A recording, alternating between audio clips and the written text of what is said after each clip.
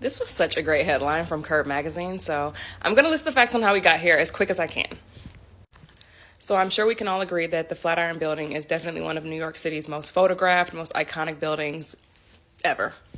And after years of being used as office and retail space, it's finally been confirmed as of last month that it's going to be converted into condos. And this comes after a horribly messy sale.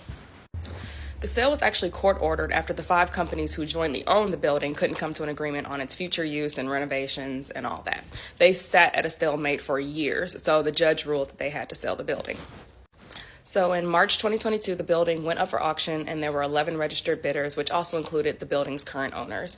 Unfortunately, none of them won. Instead, the winning bid went to a guy named Jacob Garlick, who bid $190 million.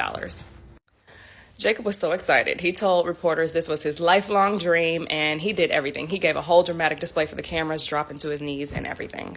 So after Jacob did the absolute most for the cameras, he was never heard from again. He missed all the deadlines. He never paid the $19 million down payment, and to this date, no one has been able to get in contact with him, find him, anything.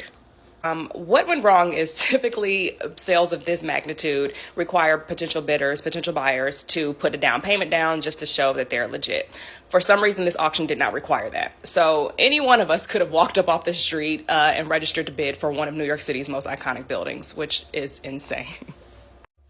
Anyways, the building wound up going back up for auction a couple months or some time later, and one of the building's current owners wound up winning the building outright for $161 million. Which brings us back to him announcing that the building will finally be converted into condos. My only thing about this building being converted into condos is that when you actually see it in person, in addition to it being oddly shaped as a triangle, it's actually quite small, especially if there's going to be multiple apartments on each floor. I'm not sure how they're going to cut this up, but somebody's apartment is going to come to a weird point. Former office workers have talked about how oddly shaped their offices were, and the building actually has 21 floors, but you can only take the elevator to 20, and then you have to get off and cross over to get up to 21 and the roof.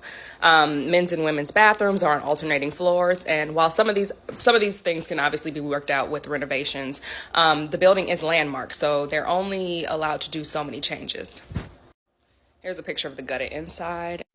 And this is a picture from one of the offices back in the day. So, I mean, it has high ceilings, lots of windows, so there's potential.